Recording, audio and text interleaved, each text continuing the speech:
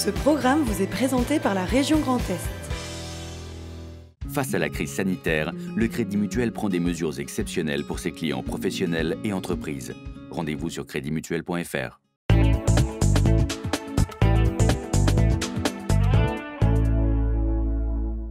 Bonsoir à tous, nous sommes lundi 18 mai et vous êtes sur Alsace 20. Merci de nous rejoindre. Nous sommes ensemble pour une demi-heure d'actualité. Et dans ce journal, nous allons revenir sur le boom du vélo. De plus en plus populaire dans cet après-déconfinement, le 2 roues bénéficie en plus d'une opération coup de pouce, une prime qui peut aller jusqu'à 50 € pour remettre en état les vieux vélos. L'actualité aujourd'hui, c'est aussi la rentrée des élèves qui se poursuit dans les communes d'Alsace. Nos journalistes étaient à Brumat. Et puis, elles font partie des entreprises qui ne chôment pas. En ce moment, nous avons suivi une entreprise de nettoyage et désinfection à Colmar. C'est le moyen de transport phare depuis le déconfinement, le vélo. Il permet d'éviter les transports en commun, mais aussi de bouger et de profiter du beau temps. Alors de plus en plus d'Alsaciens cherchent à s'équiper ou à réparer leur vieille bicyclette. Un reportage de Cécile Motz. Il faut savoir se remettre en selle. À Strasbourg, malgré la crise sanitaire, les cyclistes reviennent dans les rues. Mais après 2 mois dans les garages, les 2 roues ont souvent besoin d'une petite révision. Il faudrait des petites vis pour venir fixer. Et il y a ceux qui optent pour l'auto-réparation. En France, il y aurait quelques 30 millions de vélos non utilisés. À l'atelier strasbourgeois Bretzel, depuis le début de semaine, le nombre d'appels et de sollicitations a fortement augmenté. Et pour cause, en cette période de déconfinement, le gouvernement a débloqué 20 millions d'euros pour favoriser l'utilisation du 2 roues à l'instar de la voiture. Soit une aide de 50 € pour réparer son vélo. Il y a une prise de conscience que c'est pas forcément le fait d'avoir un vélo neuf qui roule qui permet à des gens de faire du vélo, mais c'est le fait de pouvoir entretenir leur vélo qu'ils ont déjà, qu'ils possèdent déjà, qui se trouve déjà dans leur cave, et ce vélo-là, de lui faire les quelques réparations qui lui permettent de rerouler. Et avoir une prime de 50 € qui concerne ces réparations et cet entretien-là, ça c'est la vraie révolution. Donc pour nous c'est super parce que c'est tout un pan de la population qui n'était pas encore très concerné, qui se dit je peux en fait moi apprendre à être autonome sur les réparations de mon vélo et recevoir l'aide de l'État pour le faire. À l'intérieur du local de l'association, l'espace a été repensé. 2 ateliers extérieurs, 3 personnes maximum à l'intérieur, une boîte à outils individuelle, les aménagements sont de taille. À Marlenheim, chez ce professionnel du vélo électrique cette fois, il a aussi fallu s'adapter. Nouvelle déco, mise en place d'un service de réparation à domicile. Pour cette semaine de réouverture, déjà de nombreux curieux et passionnés sont venus essayer le vélo électrique. Donc, là, on le sent bien, l'assistance, quand vous appuyez. Avant la crise sanitaire, environ 100 vélos étaient vendus chaque mois. Après le confinement, ce commerçant espère bien retrouver ses clients. Les gens se rendent compte qu'aujourd'hui, le tout voiture n'est pas forcément la panacée, quoi. Donc on peut prendre son vélo pour aller au travail, on peut prendre son vélo pour aller faire les courses, on peut prendre son vélo pour aller se promener. On a encore quelques belles années devant nous et probablement que le coronavirus aura fait un petit effet là-dessus pour permettre aux gens, en tout cas leur avoir fait prendre conscience qu'effectivement le vélo a une réelle place dans notre vie aujourd'hui. Le vélo comme mode de transport phare du déconfinement, cela semble se dessiner. Pour inciter les cyclistes à se remettre au vélo plutôt qu'à la voiture, plusieurs aménagements sont mis en place dans les villes, comme à Strasbourg où la Grande Île est devenue une zone de rencontre. Désormais, cyclistes et piétons y sont prioritaires sur tous les axes. Si certaines communes avaient fait le choix d'ouvrir les écoles dès jeudi dernier, d'autres ont attendu ce matin, mais partout, les CM2 sont les premiers à ouvrir le bal. Exemple à Brumat, Fanny Kunz.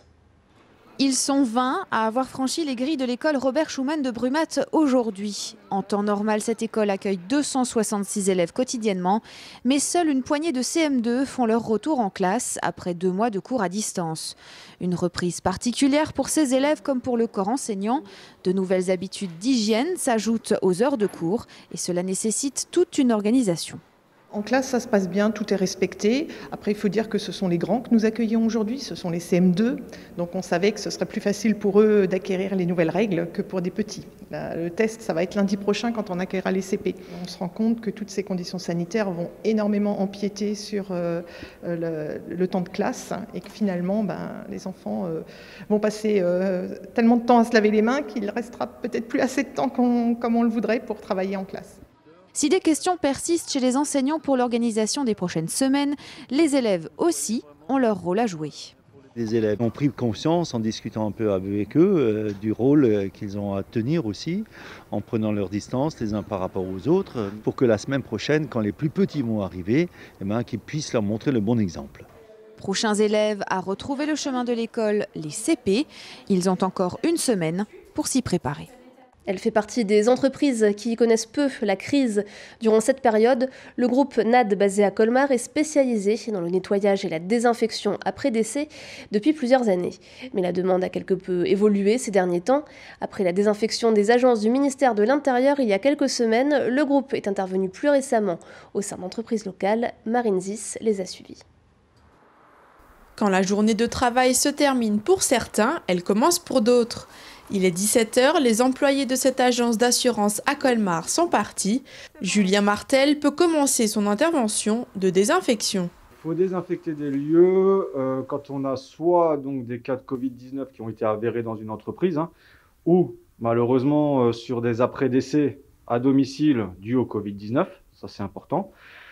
Ou dans ce cas précis-là, c'est une désinfection préventive, puisqu'on est dans une agence d'assurance.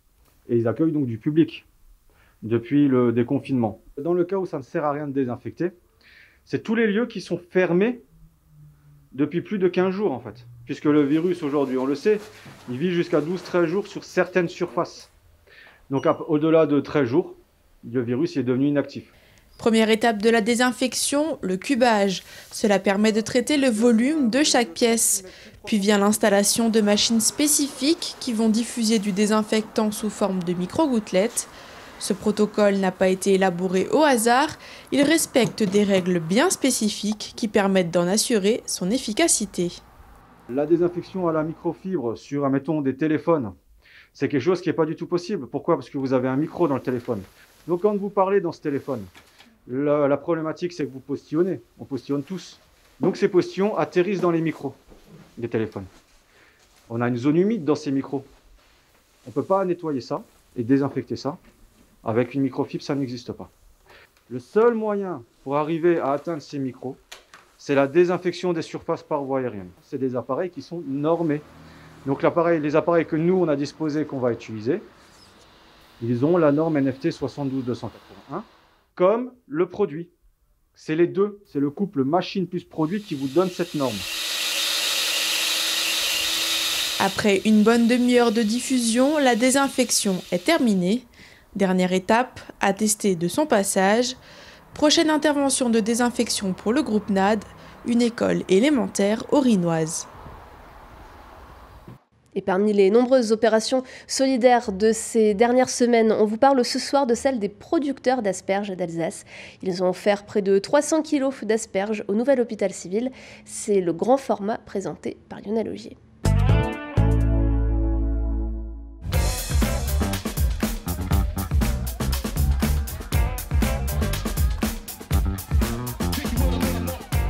Grand format, aujourd'hui nous sommes au NHC, Nouvel Hôpital Civil de Strasbourg, avec Théo et Sophie. Comment allez-vous Théo ? Très bien, merci. C'est une belle opération solidaire dont on vous parle aujourd'hui avec les producteurs d'asperges qui vont remettre 200 et quelques kilos d'asperges au personnel soignant. Tiens Sophie, comment ça a été accueilli le fait que le personnel soignant soit honoré par les producteurs d'asperges ? Le personnel était vraiment très content, ça leur a fait très plaisir de voir que les producteurs faisaient un don si généreux pour tout le monde et ça fait vraiment plaisir. Ça veut dire que tous les personnels soignants ce soir vont rentrer, ça sera asperges On est quand même un peu plus nombreux aux US, mais il y a une bonne partie des personnes travaillant en réa qui vont pouvoir bénéficier d'une boîte d'asperges et ça c'est vraiment super. Vous-même vous travaillez en réanimation, hein ? Oui. Voilà, pas trop dur en ce moment, ça baisse un petit peu l'activité. Ça s'est calmé, mais les débuts c'était vraiment compliqué. Voilà, et on espère qu'il n'y aura pas un deuxième retour, une deuxième vague. Théo, comment ça s'est monté cette opération Asperge avec Baguette Box? Tout à fait, donc nous on a fait un lien entre les producteurs et Baguette Box qui disposait d'un service logistique et d'une société qui nous permettait déjà de gagner beaucoup de temps. Donc on a mis les deux en lien et puis c'est parti très vite. Donc on a d'abord livré une bonne partie du Bas-Rhin, puis la Cusse. Et aujourd'hui les producteurs, donc la ferme Luxe, la ferme Jost, la ferme Nonnen-Maché, la ferme Alter et la ferme des Bonnes Asperges du Rhin avaient dès le début décidé à l'issue de l'opération faire un don aux hôpitaux de Strasbourg. Donc c'est grâce à leur généreux don aujourd'hui qu'on est là. Alors on va rappeler quand même que Baguette Box, c'est une petite baguette qu'on retrouve en bas de chez soi dans une box, dans une boîte, et que l'idée a été de mettre aussi des asperges dans cette box. Alors c'est ça, en fait, on est parti de cette idée-là. Alors dans les faits, ça s'est pas concrétisé exactement de cette manière, mais en fait, on a utilisé tout le service de Baguette Box de livraison pour fournir des asperges fraîches le matin directement, donc cueillies la veille au plus tard aux consommateurs. C'est quasiment 4 tonnes qui ont été ouais, c'est ça, à peu près, presque 4 tonnes, ouais, c'est ça. Voilà. Aujourd'hui, vous distribuez combien de kilos ici au NHC Exactement 295. Parce qu'il y a 295 personnes alors je sais pas exactement, ça a été vu avec Sophie, mais on a essayé de le répartir entre les différents services et on espère que tout le monde y trouvera son compte. Allez, je vais terminer avec vous, Sophie. Vous avez toujours senti les Alsaciens derrière vous tout au long de la crise de ce Covid? Franchement, oui, ça faisait vraiment chaud au cœur. On a reçu énormément de dons, on a reçu plein de choses à manger, on a reçu des bas de contention, des chaussures, des crèmes pour les mains. Enfin, les gens étaient vraiment super généreux et ça nous a vraiment fait chaud au cœur de voir qu'on était soutenus comme ça pendant cette crise. Vous vous attendiez pas à cette solidarité? Moi, personnellement, je m'attendais pas à ce qu'il y ait autant de dons, franchement, et du coup, on était tous très contents de voir que tout le monde nous soutenait comme ça. Allez, ça sera ma dernière question. Quand on rentre le soir chez soi et qu'à 19h58, on entend comme ça les bruits dans la rue, les applaudissements, est-ce que ça fait chaud au cœur? Ça fait chaud au cœur, oui, c'est sûr. Faut continuer encore alors. On peut continuer. Voilà, je vous laisse distribuer toutes ces asperges ici au personnel soignant. Voilà pour le grand format aujourd'hui sur Alsace 20. Et tout de suite, l'image du jour, Oliviane. Le décret date du 7 mai dernier et il est paru hier au journal officiel. L'Alsace va pouvoir faire son retour sur les plaques d'immatriculation. C'était l'un des symboles forts de la dite disparition de notre région. Mais la polémique enfle déjà sur le logo qui doit y être associé, le bretzel de la marque Alsace, comme ça semble être prévu, ou le drapeau Rotundvis demandé par les autonomistes. Gageons que la prochaine bataille se fera également sur les masques, comme le prouvent ceux lancés par le site Made in Alsace.